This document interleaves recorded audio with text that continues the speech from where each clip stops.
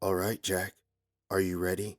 After being strapped down by the orderlies, an older gentleman with a white coat stepped over and looked down at me. As my back caressed the cold metal slab I was fastened to, I presumed this was Dr. Covenwood, the lab's head of operations. Um, I guess so.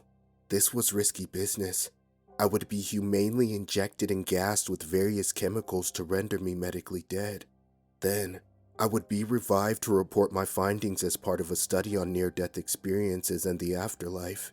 If I survived, $5,000 would be deposited into my bank account as payment.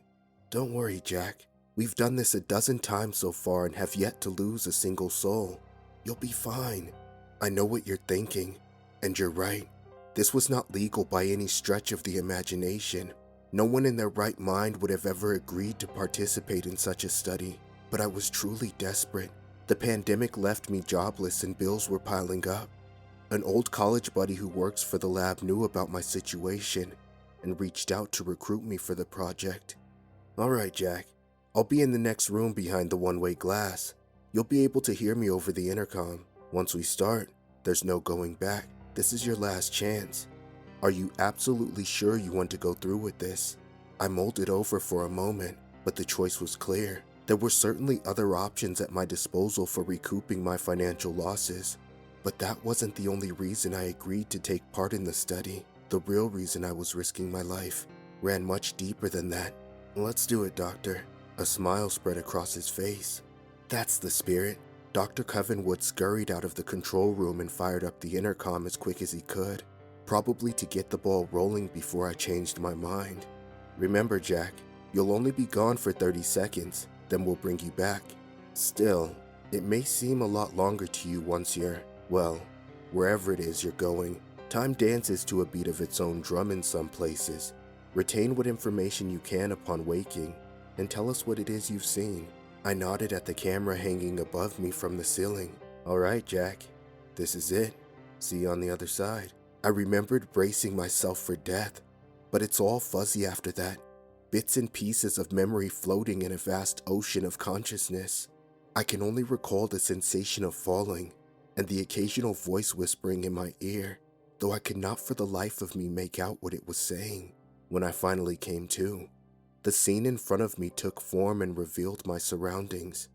However inexplicable it may seem, I was in what appeared to be the lobby of a large building. There were hardwood floors, lavish staircases, and gorgeous rays of light flooding the room from tall, stained glass windows on every side of me. Directly in my line of sight was a desk and what appeared to be a receptionist. He looked up and smiled. "You must be Jack. Please, come with me." In an instant, without even getting up from his seat, the man was in front of me.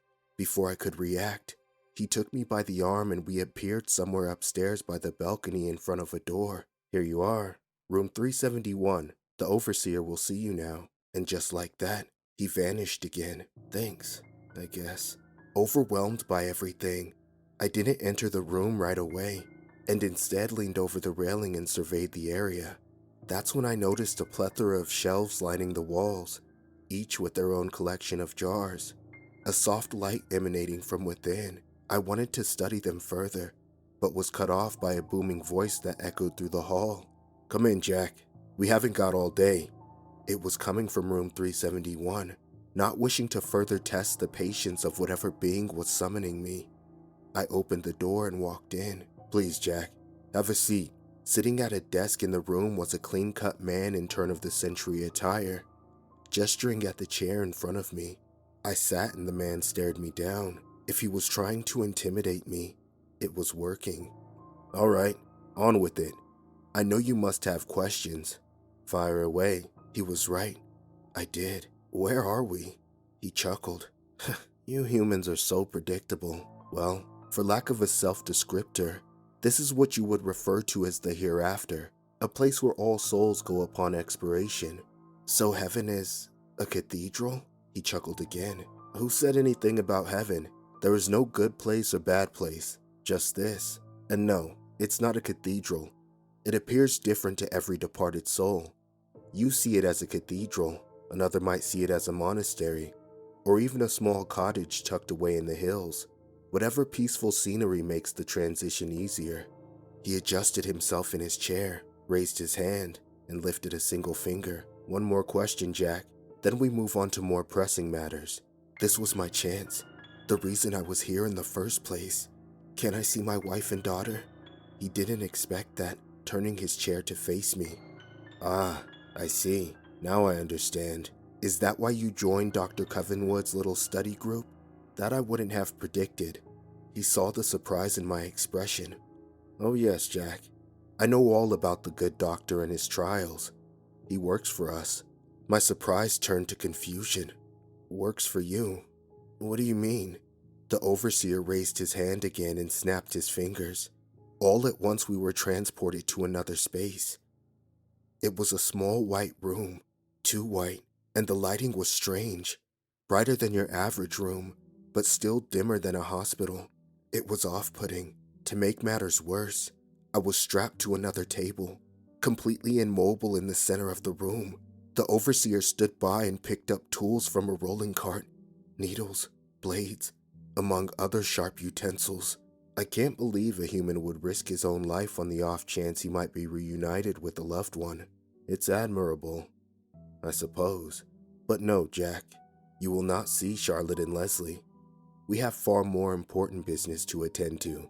My heart was pounding. I had no idea what he was up to, but I knew it couldn't be anything good. What's going on? What are you doing? He cracked a smile. Well, Jack, what the good doctor failed to let you in on was that our agreement involves him sending us wayward souls. In exchange, we offer him information about our world. He walked around to the opposite side of me with the cart and pushed it up against the table. I winced and let out a small scream. He laughed. You see, Jack, human souls are a delicacy here. The taste is so intoxicating. He closed his eyes and trembled. We were never meant to devour souls, but we've been here for so long. Billions of years, maybe more. We, like all things, need stimulation. To that end, we face but one obstacle. The pesky laws of this realm dictate that we can neither lie nor take what isn't ours. It's a failsafe of the Creator's design, put in place to keep us from harming you, making it physically impossible to extract your soul without consent. You must give it to us willingly. Though frightened, I mustered up enough courage to respond. Why would I do something like that? He replied with a horrible grin. That's the beauty of our arrangement. When a normal soul dies, we give them the option. Let us cut you open and take your soul, or live in a jar for all eternity. There's almost no incentive to hand it over, so almost everyone chooses the latter option. In your case, your time isn't up. The doctor is waiting on the other side to revive you, but I won't let him unless you give me what I want. Time will remain still until your soul is mine. Your 30 seconds will never end. He licked his lips in anticipation. If you want to go back, just say the word. Otherwise, get comfortable. It was a lot to process. Still, none of it mattered. Seeing my wife and daughter again was the only thing keeping me going. Knowing that I could be with them eliminated any incentive I would have had to continue living. No, you can't have it. I'll stay. His smile vanished as he threw the cart and grabbed me by the shoulders, placing his face directly over mine. His eyes were now red, and his mouth full of dagger-like teeth that overlapped one another in a grotesque pattern. You will give me your soul, and I will rip away every last fiber of your flesh to get it. He dug a silver blade into my chest and drooled over the wound. It was like battery acid, worse than any pain I had ever felt before. I screamed in agony. He backed away, wiping his chin, and his face returned to normal. Sorry about that. I got a little carried away. Still, you will agree to my terms, or suffer further torment. The pain was immense, but I would not bow to him. No, I refuse. His grin returned. You misunderstand, Jack. The torture you will experience is not of any physical nature. He snapped his fingers and we were transported again, somewhere else entirely. I was alone in a familiar forest, one just outside of town where we liked to camp from time to time. The sun was setting as the evening drew near. The air was still, and the wildlife quiet. This was the night they died. What do you think, Jack? I'd say it looks almost identical. The overseer appeared before me. What the hell is this? His lips stretched wide across his cheeks. Just a recreation of the events that led up to your family's death. I looked at him in disbelief. You remember, don't you? You were out here gathering firewood while they played by the lake. A tear rolled down my cheek. Stop it, he continued. When Leslie fell, bumped her head on the dock, and then sank deep beneath the water, Charlotte called out to you, but you were nowhere to be found. It happened as he spoke of it. Jack! Jack! She fell in! Jack, help! Oh God, she's unconscious! Jack! Just as I did that night, I dropped the branches in my hand and ran as fast as I could toward the lake. Recreation or not, I couldn't ignore my family. Your wife jumped in to save her, but her legs were far too weak to swim. The overseer appeared at every tree I passed, his voice staying with me every step of the way. The physical therapy worked wonders, but she had only been out of her wheelchair for a month. He was right. On her way to work, Charlotte was struck by a drunk driver. She survived, but her spine suffered a lot of damage. The doctors weren't sure she would walk again. This camping trip was supposed to be a celebration. It was the first thing Charlotte wanted to do when she was upright again. Stop it! Stop it, you bastard! Charlotte continued to call out for me. Jack! Jack! Her voice was muffled by the water she was treading. There was a sickening gurgle in between her outbursts, a gut-wrenching sound that haunted my every nightmare for months to come, and rang in my ears even after waking. You arrived at the lake, but it was far too late. I ran over, tears wetting my face, and pulled Charlotte and Leslie from the water. The overseer stayed close and observed. I tried my best to administer chest compressions and CPR, but it was no use. My girls were dead, and I could do nothing but sob over their corpses. All right, Jack, time for round two.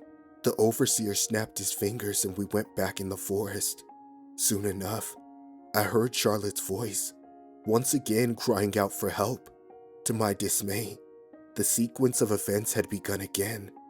I turned to the overseer standing by my side and took a swing, but there was no connection. My fist stopped inches from his smug face, halted by an unseen force. He cackled in response. Why are you doing this? You know why, Jack. Give me your soul or submit to this existence.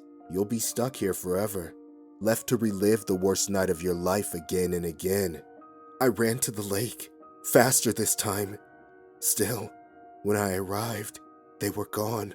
That's right, Jack. No matter what happens, this will be the conclusion. You will never make it in time. Never. We appeared back in the forest. What'll it be, Jack? I ran again. The overseer followed. No, I won't do it. I can save them this time. I know I can.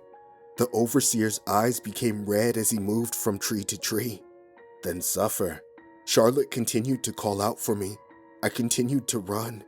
After it was done, it started again, and again, and again. All the while, the overseer stayed and watched and laughed. Eventually, I cried myself dry.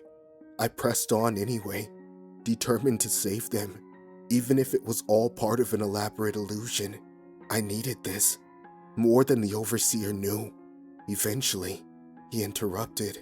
Stop, Jack. I ignored him at first. Jack, stop. I ran as fast as I could, Charlotte's voice as my beacon, well on my way to another lakeside funeral. Stop, now! The overseer stepped in front of me. The scene around us vanished. We were now surrounded by darkness, a mysterious place devoid of any light. If you truly insist on continuing this rundown memory lane, then I think it's time we change some things. Have fun, Jack. This will be your life now. He snapped his fingers and I was back in the woods. This time, I was completely alone, and a dark fog hung above the forest canopy, cloudy and still. Focused, I ran past the trees, but Charlotte's voice never met my ear.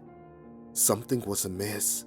I arrived at the lake moments later and was greeted with the usual. Horrific sight. Charlotte and Leslie, face down on the surface of the water.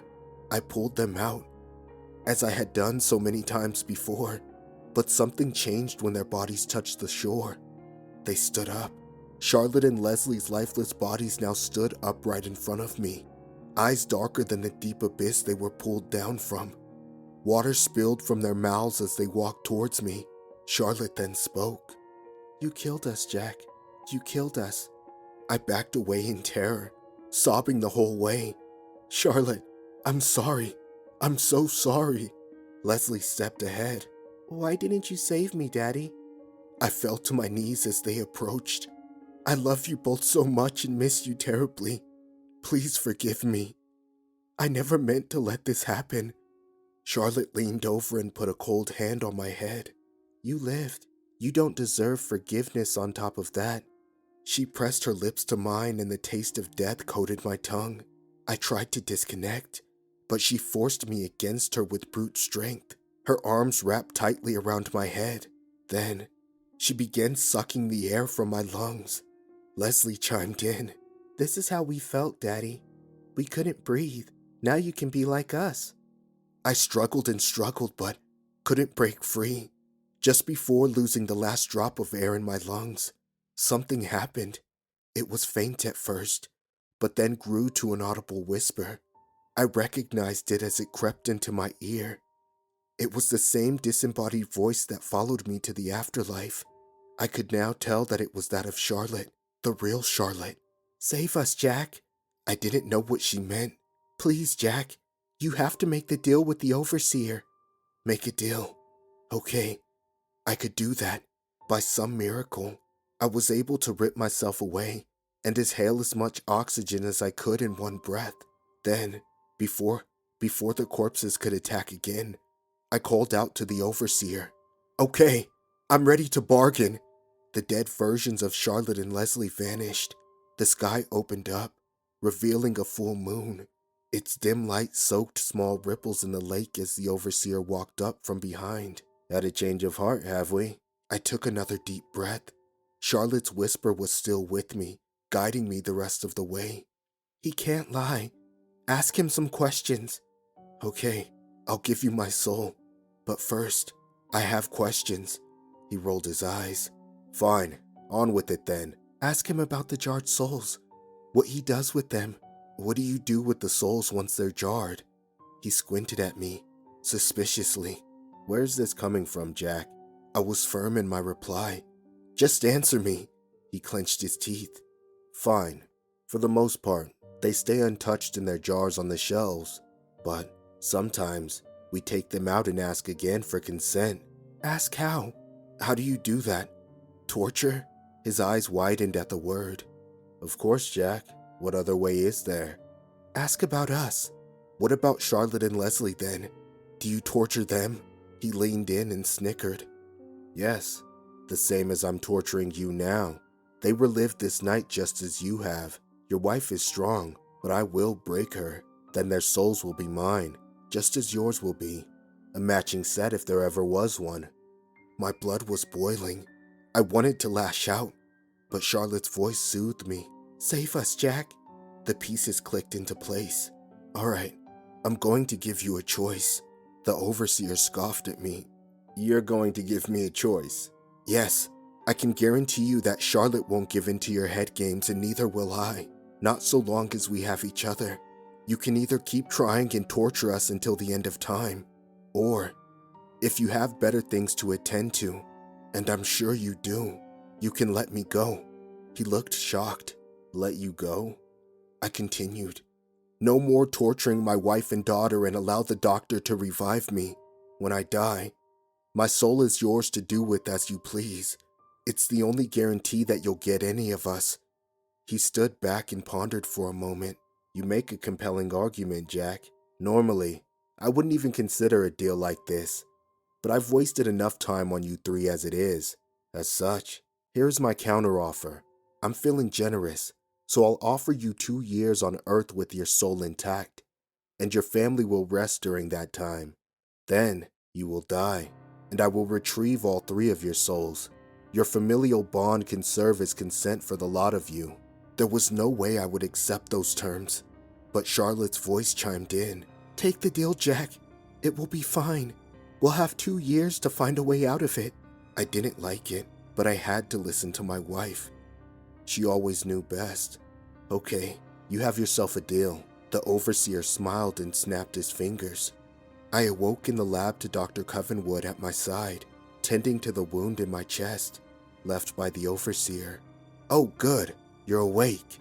Knowing the hand he played in this, I looked at him in disgust. I know. I'm sorry, Jack. It's just the way it has to be. This research is vital to the progression of mankind." He finished bandaging me up, undid my straps, and backed away, probably expecting a fist to the face. "You're just lucky I was able to make a deal with the overseer to protect my family." I stood up and Dr. Covenwood stepped out and into the control room, opting to speak through the intercom. "Actually, Jack, that was all part of the plan. One soul at a time used to cut it, but as of late, the overseer wants more." He let out a sigh before continuing. "There's no way out of this, I'm afraid. In 2 years' time, you'll be done for. I hope you understand." The sound of tapping away at a keyboard came through the speaker, followed by a voice. Charlotte's voice. "Save us, Jack." My heart sank. I used old recordings of your wife and created a simple program that would allow me to alter my voice and sound like hers. Everything I said over the intercom, you were able to hear on the other side. I'm so sorry, Jack. Oh my God, what have I done?